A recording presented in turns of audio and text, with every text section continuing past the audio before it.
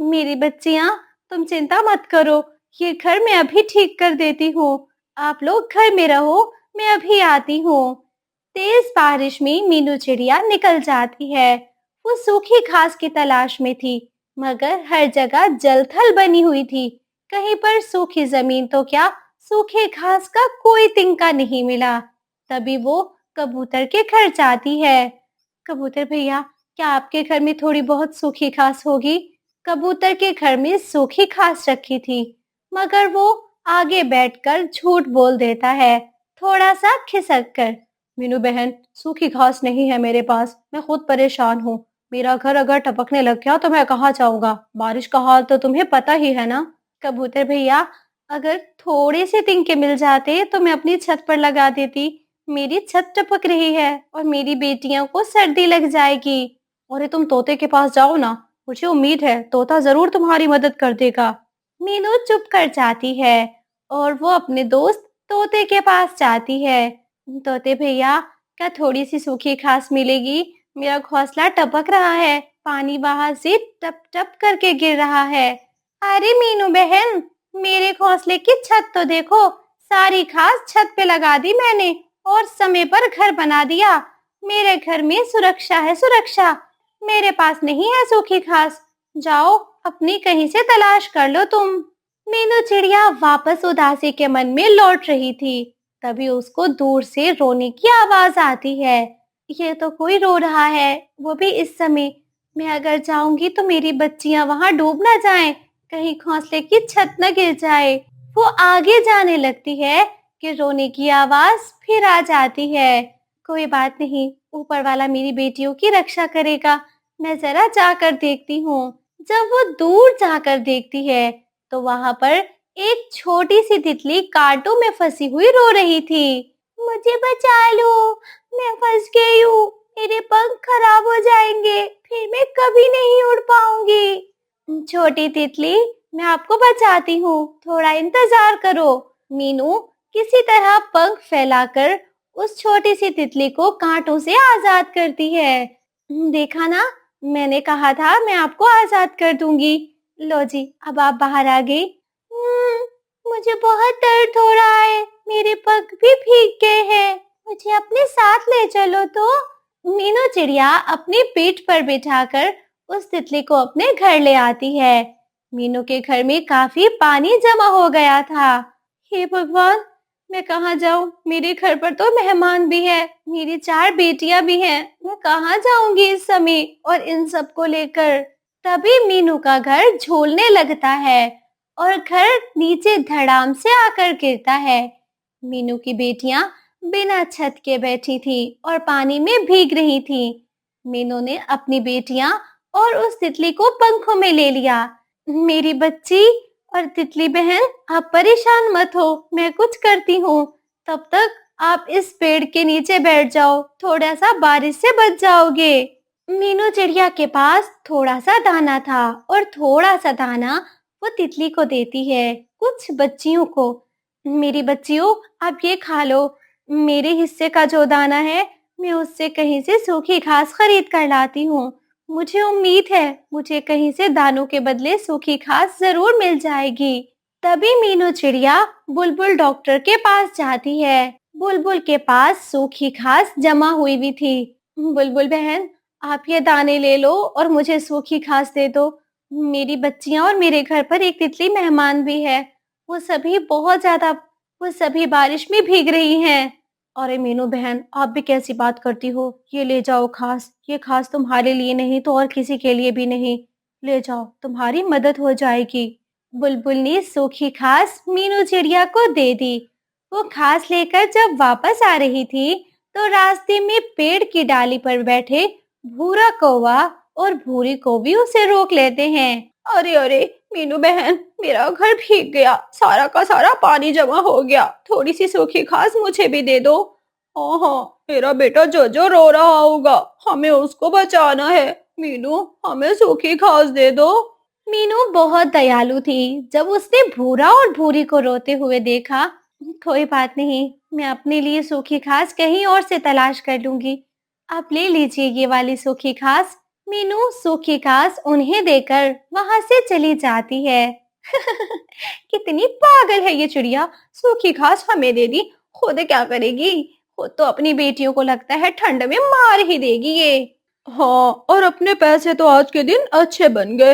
ये देखो, सूखी घास आज के टाइम में कितनी महंगी होगी।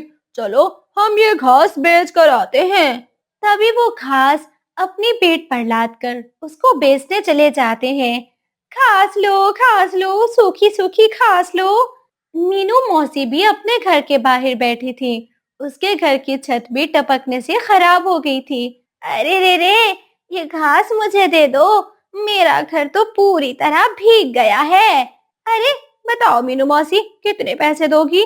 मेरे पास पैसे नहीं हैं, अलबत्ता हाँ, मेरे पैसे थोड़े से मीनू ने देने हैं। चलो मीनू से पैसे लेकर तुम्हें दे दूंगी मैं। वो सूखी घास वहीं रखकर मीनू के पास जाते हैं। मीनू ने अपने आंगन में अपनी छोटी सी बच्चियों को पंखों में लेकर रखा हुआ था। अरे मीनू बेटी, पैसे हैं क्या जो तुमने पिछले हफ्ते उधार लिए थे?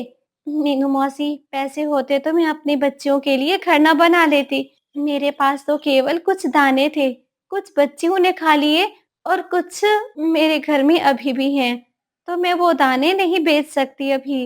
अरे मैंने सूखी घास खरीदी है इन कौवों से। इन कौवों से क्या मतलब? पागल चिड़िया, तुम्हें क्या लगता है हम कौवे इतने सीधे साधे होते हैं क्या? हमने वो सूखी घास बेच डाली, हमारा घर तो बिल्कुल ठीक है, वो भी एकदम मस्त मस्त है। अरे तुम लोग बड़े झूठे कौवे हो। वो घास अब मेरे घर में है, उससे मैं और मीनू चिड़िया अपना घर बनाएंगी। चलो हटो रास्ते से। मीनू मौसी बहुत अक्लमंद थी। उन्होंने कौवों को वहां से भगाकर खुद घास पर कब्जा कर लिया। चल मीनू बेटा, हम इकट्ठे घर बनाती हैं। मैं भी बचूंगी बारिश से, तू भी बचेगी बारिश से। हाँ मौसी, आपने तो ये बहुत अच्छा किया है। चलिए हम चलती हैं। वो सभी अपना घर बनाने में व्यस्त हो जाते हैं। भूरे जी, हमारे साथ तो धोखा हो गया, याद रखना, मैं इस बूढ़ी चिड़िया को छोड़ूंगी नहीं। हाँ, और मैं इससे बदला लेकर ही रहूंगा। तभी कौवों का घर भीगने लग जाता है। उनकी भी छत टपकने लग जाती है। देखो देखो, हमारी छत टपक रही है, अब कैसे होगा? हाँ, ये घर घर तो गिरने वाला है। तभी झूल झूल कर वो घर नीचे गिर जाता है। दूसरी तरफ मीनू का घर बन गया था। वो अपने घर में सुरक्षित बैठे थे और कौवे बारिश में भीग रहे थे। वो हर दरवाजे पर जाते, मगर कोई भी उनको अपने पास नहीं आने दे रहा था। मीनू बहन, मीनू बहन, दरवाजा खोलो, हमें आने दो। मौसी जी हमें आने दो, बारिश बहुत तेज है, हम लोग भीग भीग कर मर जाएंगे। अरे उस समय तुमको घास बेचनी थी ना, जाओ जाओ घास बेचो तुम लोग। उनको कोई भी अंदर नहीं आने देता और वो भीगते भीगते वहीं पर बैठे रहते हैं। प्यारे दोस्तों, इस कहानी को लाइक, चैनल को सब्सक्राइब करना मत भूलना। आपका धन्यवाद। माँ खाना कब मिलेगा? आप खाना कब लेकर आओगी? मेरी बच्ची, बस थोड़ा सा इंतजार कर लो, मैं अभी जा रही हूँ और तुम्हारे लिए दाना लेकर ही आऊंगी। मम्मा, आज आप खाली हाथ नहीं आना, वरना मैं भूख से मर जाऊंगी। मेरी बच्ची, कोई भी माँ अपनी बच्ची को भूखा कैसे रख सकती है? मैं जंगल का कोना कोना छान मारूंगी, मैं तुम्हारे लिए दाना जरूर लेकर आऊंगी। ये कहकर अपने पंखों को फड़फड़ाते हुए मीनू चिड़िया दाना लेने के लिए चली गई। उसको रास्ते में तोता मिलता है। तोते के पास फलों की टोकरी थी। तोते भैया, क्या एक फल मुझे मेरी बच्ची के लिए मिल सकता है? नहीं नहीं, मैं अपनी हरियाली के लिए लेकर जा रहा हूँ। वैसे भी उसको भूख लगी है, वो पेट से है, मैं उसका खाना किसी को नहीं दे सकता। तोते भैया, मेरी छोटी सी बेटी बहुत भूखी है, बस उतना दे दीजिए जिससे उसका पेट भर जाए। मैं कुछ नहीं दूंगा, माफ करना मीनू, हटो मेरे रास्ते से। ये कहकर तोता अपनी टोकरी लेकर वहां से चला गया। मीनू भटकते भटकते सूखे जंगल की ओर जा पहुंची थी। वहां पर उसको चलते चलते एक जगह पे फूलों की बेल दिखाई दी। वो गुलाब के फूलों की बेल थी जो कि सूखी हुई थी। ये तो बेल है और जमीन से निकाल दी गई है। हो सकता है ये बेल मर गई हो, मगर वो जैसे ही उस बेल को सूंघती है, उस बेल में तो जान थी। ये बेल अभी जिंदा है, मुझे इसको लेकर जाना होगा। शायद ये बेल हमारे लिए कुछ ना कुछ कर दे। मीनू को दाना तो नहीं मिला था। वो वही गुलाब की बेल लेकर अपने घर वापस चली जाती है। मम्मा, मम्मा, ये कोई खाने की चीज है? मीनू चिड़िया अपनी बेटी की आंखों में आंखें मिला नहीं पा रही थी। क्या कहती कि बेटा मैं कुछ नहीं लेकर आई। बेटी, ये कोई नया प्रकार का फल है, पता नहीं कैसा है, मुझे कबूतर ने दिया है। मम्मा, आप झूठ बोल रही हो। जंगल में तो कोई किसी को कुछ नहीं देता। मेरी बच्ची, आप तो फट से समझ जाती हो हर बात को। ये गुलाब के फूलों की बेल है। मैंने सोचा इस बेल को अपने आंगन में लगाऊंगी। इस बेल से मुझे बहुत कुछ मिलेगा मेरी बच्ची। नैना चुप कर जाती है और नीचे मुंह कर लेती है। बेल से जो भी मिले, बेल से खाना तो नहीं मिलेगा ना। मीनू चिड़िया कौवे के घर जाती है। कौवे भैया, क्या मुझे थोड़ा सा दाना मिल सकता है? मेरी बेटी नैना बहुत भूखी है। मीनू बहन, मैं आज ही थोड़ा सा दाना लेकर आया था जो मेरे बेटे जोजो और पत्नी ने खा लिया। उन्होंने तो मेरे लिए भी नहीं छोड़ा। जंगल में अलग ही प्रकार का सूखा चल रहा है। दाना तो अब ढूंढने पर भी नहीं मिल रहा। हाँ भूरे भैया, पर क्या करूँ, मेरी बच्ची भूखी है, मुझे उसको कुछ न कुछ खाने के लिए देना होगा। तो चिंता मत करो, अपनी बेटी के लिए दाना ढूंढती रहो या उसके भविष्य के लिए कोई फसल ही उगा लो तुम। मीनू अपने हल निकालती है। वो बैलगाड़ी लेकर अपने खेत में चलाना शुरू कर देती है। वो एक कोने में गुलाब की बेल को लगाती है, उसको पानी देती है। हे गुलाब की बेल, तुम मेरे लिए कुछ कर देना। मैं तुम्हें जिंदगी की तरफ लेकर आ रही हूँ और तुम मेरी बच्ची का भविष्य संभाल लो। मेरी बच्ची को खाना दे दो। शाम हो गई थी। अभी तक नैना भूखी थी और फिर मीनू चिड़िया एक पुराने बरगद के पेड़ की ओर जाती है। उस बरगद के पेड़ पर एक बूढ़ी कबूतरी बैठी हुई थी और वो भूख के मारे रो रही थी। अरे, कोई तो मुझे कुछ दे दो, मैं बहुत भूखी हूँ। मुझे मेरे बच्चों ने घर से निकाल दिया है। बूढ़ी माँ जी, मेरे पास तो कुछ भी नहीं है। मेरी खुद की बेटी बहुत भूखी है। बेटा, एक बार फिर सोच लो, क्या सच में तुम्हारे पास खाने के लिए कुछ भी नहीं है? नहीं माँ जी, मेरे घर में कुछ भी नहीं है। मैं अपनी बेटी को सुबह से लेकर शाम तक एक दाना भी नहीं खिला पाई हूँ। केवल पानी पे जिंदा है मेरी बेटी।